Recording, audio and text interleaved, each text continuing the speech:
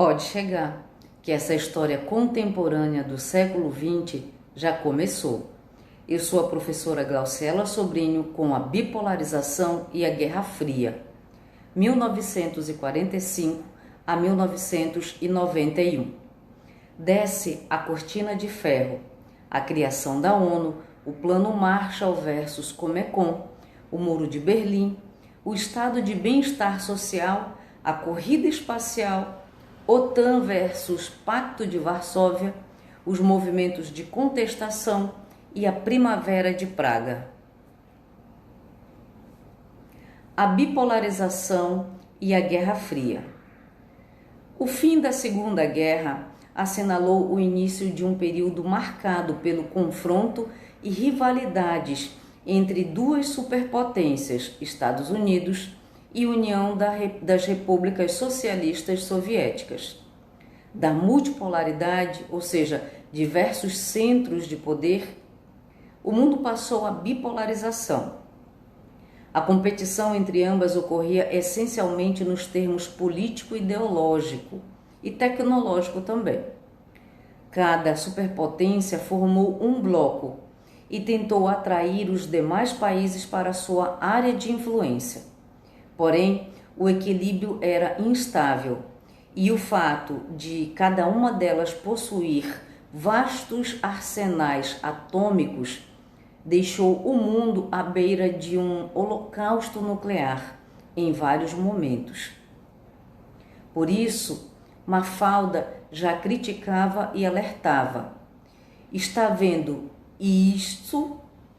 Pois um dedo como este depende o destino da humanidade. É só alguém apoiá-lo no botão de comando de uma bomba nuclear para o mundo simplesmente explodir em pedaços e deixar de existir.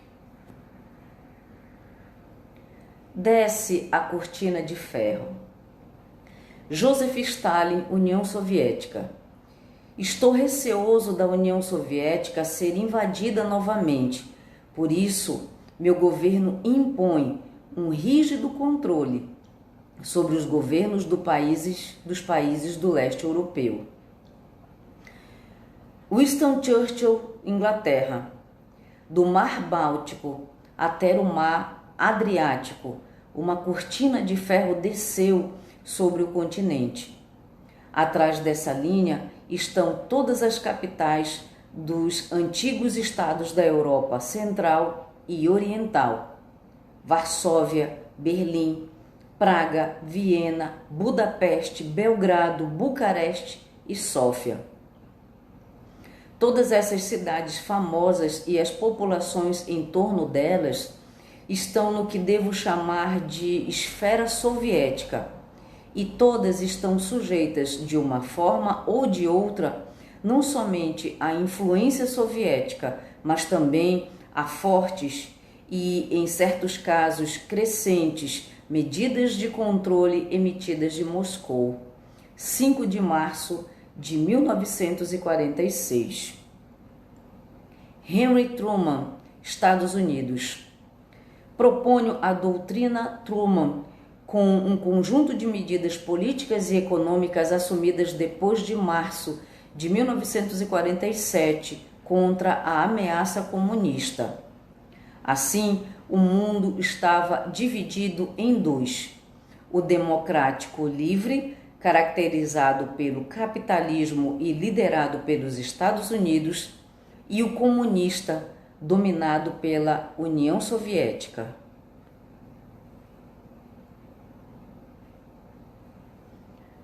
A criação da ONU, Organização das Nações Unidas. A ONU é uma organização internacional formada por países que se reuniram voluntariamente. Seu objetivo é trabalhar pela paz e o desenvolvimento mundiais e defender os direitos humanos e a igualdade entre os povos. Por que a ONU foi criada? Bem, o saldo da guerra foi devastador. 55 milhões de mortos, mais de 35 milhões de feridos e 3 milhões de desaparecidos. A ONU foi criada no dia 24 de outubro de 1945, por meio da Carta das Nações.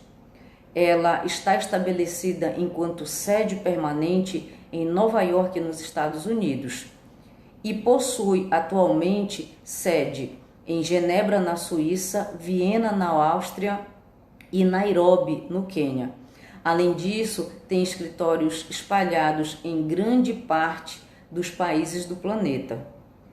A organização, que pode se chamar predecessora da ONU, é ou foi a Liga das Nações, uma instituição criada em circunstâncias similares durante a Primeira Guerra Mundial, em 1919. Ela deixou de existir justamente devido à impossibilidade de se evitar a eclosão da Segunda Guerra Mundial. O Plano Marshall versus o Comecon. O Plano Marshall foi lançado pelos Estados Unidos em junho de 1947. Tinha como proposta fornecer ajuda econômica e tecnológica para reconstruir países europeus destruídos pela guerra. Seu objetivo era evitar a expansão comunista na Europa Ocidental e garantir a hegemonia norte-americana na região. O plano foi idealizado pelo general George Marshall. Esse plano possibilitava aos Estados Unidos oferecer à Europa matérias-primas, produtos e capitais em forma de crédito e doações.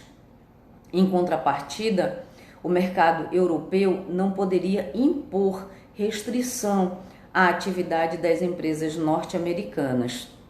Entre os países que mais receberam recursos do Plano Marshall estão a Grã-Bretanha, a França e a Alemanha Ocidental. O Comecon, por sua vez, foi lançado pela União Soviética em janeiro de 1949. A proposta era o Conselho para Assistência Econômica Mútua. Foi criado para fazer frente ao Plano Marshall. Seu objetivo era garantir auxílio aos países socialistas e impedir a interferência dos Estados Unidos no bloco soviético.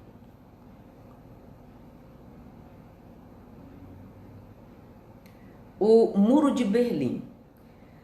Após a guerra, a Alemanha foi oficialmente repartida em duas partes, como se vê no primeiro mapa à esquerda do vídeo. Era a República Federal da Alemanha, ou Alemanha Ocidental, que reunia os três setores capitalistas, e a República Democrática Alemã, ou Alemanha Oriental, que correspondia ao setor soviético. Mas a cidade de Berlim também foi dividida em áreas de influência. Isto observa-se no mapa ao centro do vídeo. O Muro de Berlim foi um dos principais símbolos da geopolítica da Guerra Fria. A cidade de Berlim também foi dividida em ocidental, capitalista, e oriental, socialista.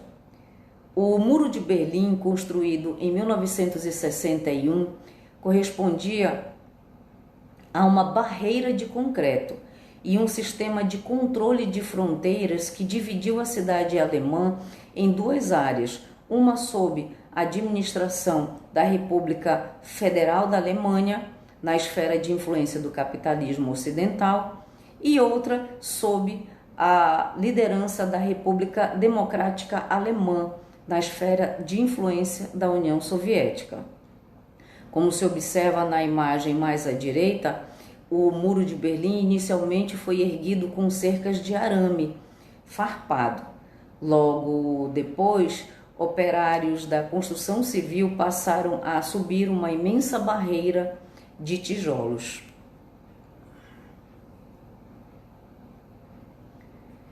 O muro e seu sistema de controle fronteiriço estendiam-se por cerca de 155 quilômetros, dividindo a cidade por todo seu centro. Seu objetivo era evitar as fugas de cidadãos alemães do lado oriental, controlado pela República Democrática Alemã, para o lado ocidental, controlado pela RFA. Nas tentativas de fuga, várias pessoas foram mortas. A área localizada entre o muro e os pontos de checagem ocidental ficou conhecida como Zona da Morte, em decorrência do fim da vida dessas pessoas. A queda do muro, em 1989, marcou o fim da polarização entre os blocos capitalista e socialista. Uma excelente dica de leitura sobre este conteúdo é o livro 1989, o ano que mudou o mundo, a verdadeira história da queda do Muro de Berlim, uma obra de Michael Mayer.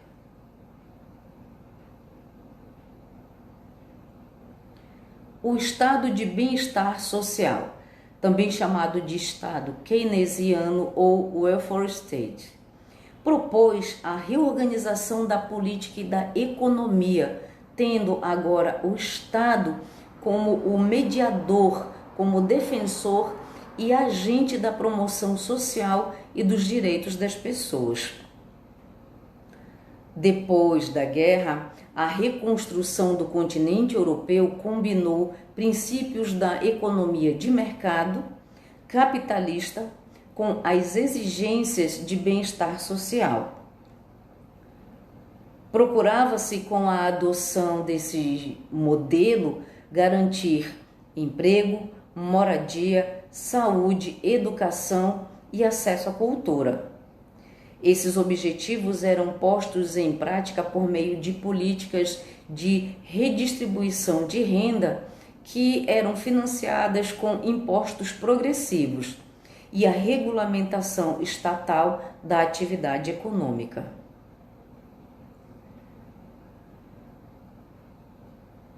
A corrida armamentista e espacial. A escalada atômica e as hostilidades entre as superpotências fizeram a humanidade viver sob ameaça constante de destruição total do planeta. Movidos pela rivalidade, os países de tradição bélica acumularam um arsenal nuclear cujo poder destrutivo somado seria capaz de aniquilar o globo várias vezes. Assim, começou a partir de 1945 uma corrida para o desenvolvimento de armas atômicas.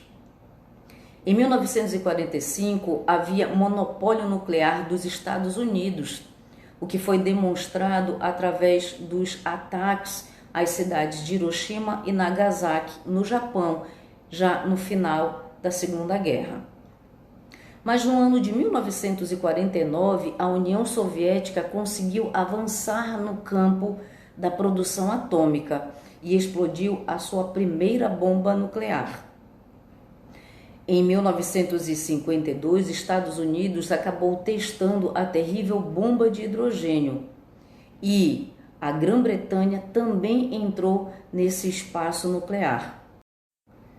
No ano de 1953, a União Soviética produziu a terrível bomba de hidrogênio. Em 1964, houve o desenvolvimento nuclear na China e em 1968 foi a vez da França testar a sua bomba de hidrogênio.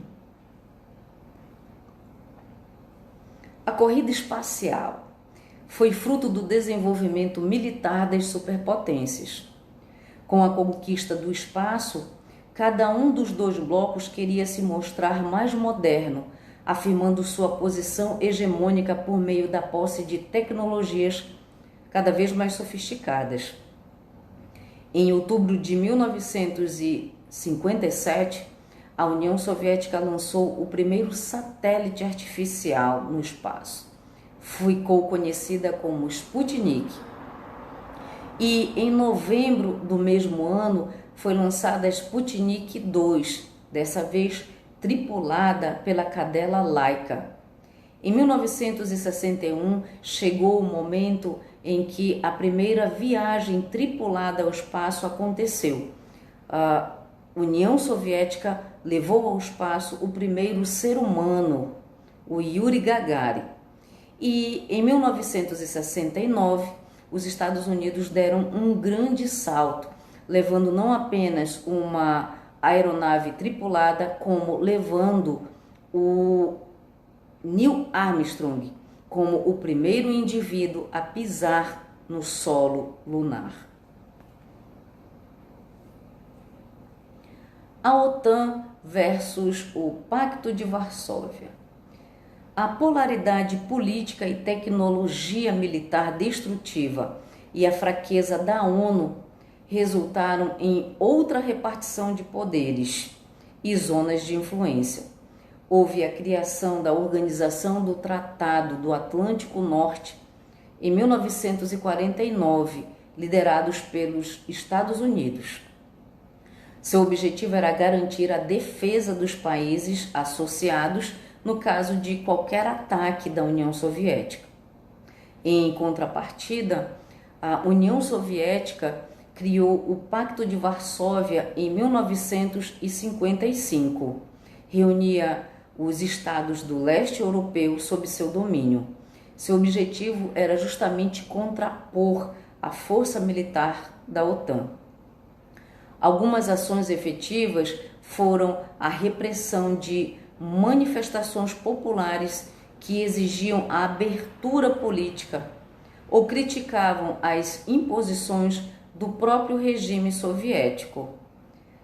O Pacto de Varsóvia foi extinto em 1991, com o fim da União Soviética.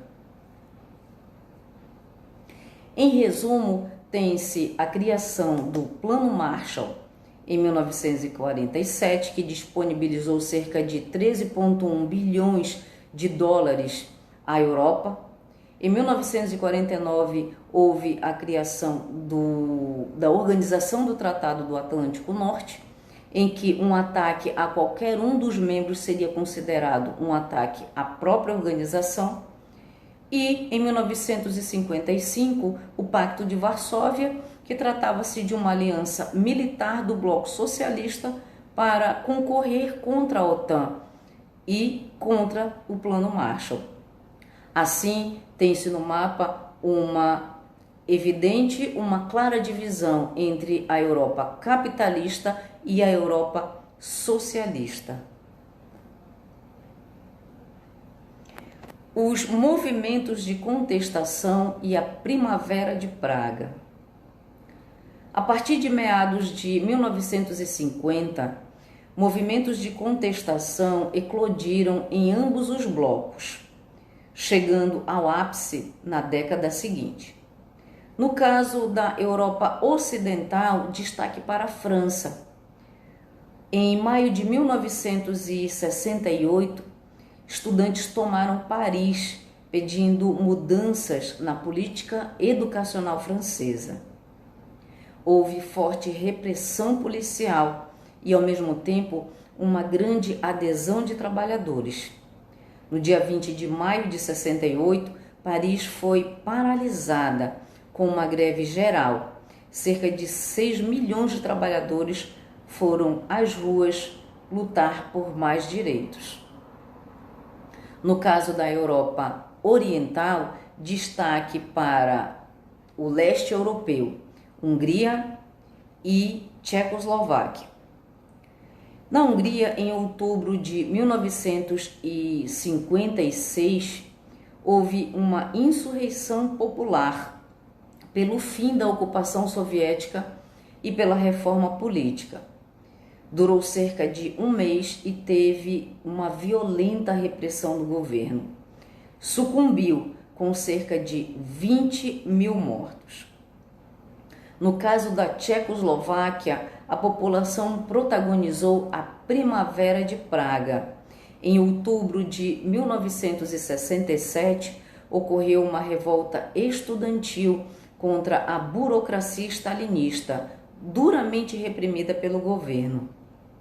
Em janeiro de 1968, esses movimentos revolucionários promoveram o plano de democratizar o socialismo.